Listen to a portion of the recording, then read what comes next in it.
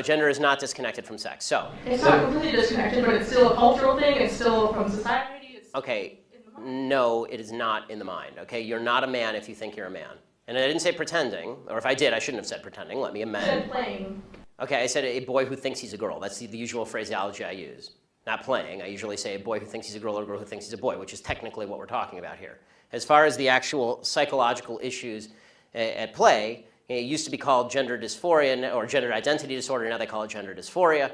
The idea that sex or gender are malleable is not true. Okay, and I'm not denying your humanity if you're a transgender person. I am saying that you are not the sex to which you claim to be. You're still a human being, and you're a human being with an issue that I wish you Godspeed in dealing with in whatever way you see fit. But if you are going to dictate to me that I'm supposed to pretend that men are women and women are men, no. My answer is no. I'm not going to modify basic biology because it threatens your subjective sense of what you are. Okay, but you're still saying these kids should not be accepted because they don't really fit in either place? They can't just I'm saying that the Boy Scouts have a standard. You must be a biological boy to be a Boy Scout. You have to be a boy to be a Boy Scout. Where's that written, though? Okay. In the name Boy Scouts. Because this is a very because for all of human history, boy meant boy and girl meant girl. Boy did not mean girl. People are very much into culture. And if I call you a moose, are you suddenly a moose? Okay, if I redefine our terms.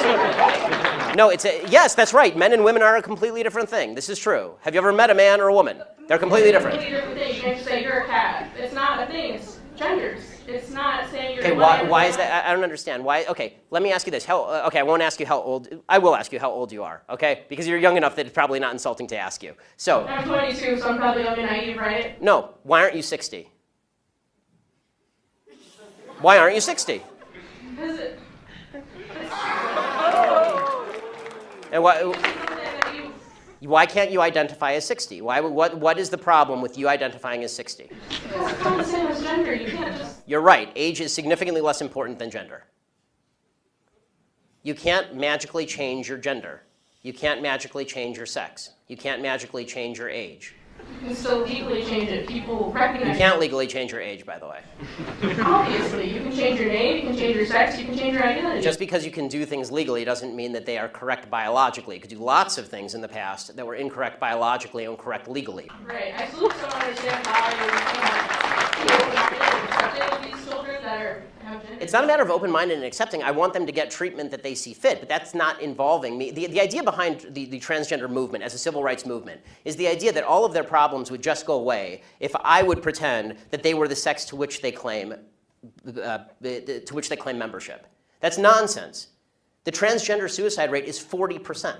It is 40%. Do you think it could be because of they're bullied at school? No, I do not think that the discrepancy, normal suicide rate across the United States is 4%. The suicide rate in the transgender community is 40%.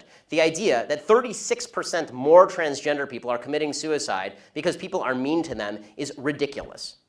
It's not true, and it's not backed by any science that anyone can cite. It is pure conjecture. In fact, it's not even true that bullying causes suicide, according to a lot of studies. For example, in the black community, where the idea is supposedly that America is a racist society, blacks are bullied a lot. Okay, in the black community has significantly lower suicide rates than in the white community. In fact, in third world countries, the suicide rate is significantly lower than in first world countries. Suicide actually seems to be a privilege of the upper classes if you actually look at it from a financial perspective. So the idea that suicidality is directly a result of people like me saying, no, men are not women and women are not men, it's not true. It's also... So you think it doesn't impact their identity at all or their depression or how they feel about themselves? I think the idea that you're going to sacrifice the entire society's proper definition of sex because you think that there is in legal terms, somebody with an eggshell skull, meaning that somebody who has a pre-existing condition that makes them more susceptible to criticism, that is not a way to run a society. You can't sacrifice truth because some people are going to actually suffer because of the truth. Plus, there's no evidence whatsoever that the suicide rate would go down in the transgender community in any marked way if people just started pretending that men were women and women were men. We're trying that experiment now. We'll find out whether it works. So far, no evidence. Have you talked to a group of trans people at all instead of this group of white people? I'm more than happy to talk to a group of any people who will have me, but usually they protest me.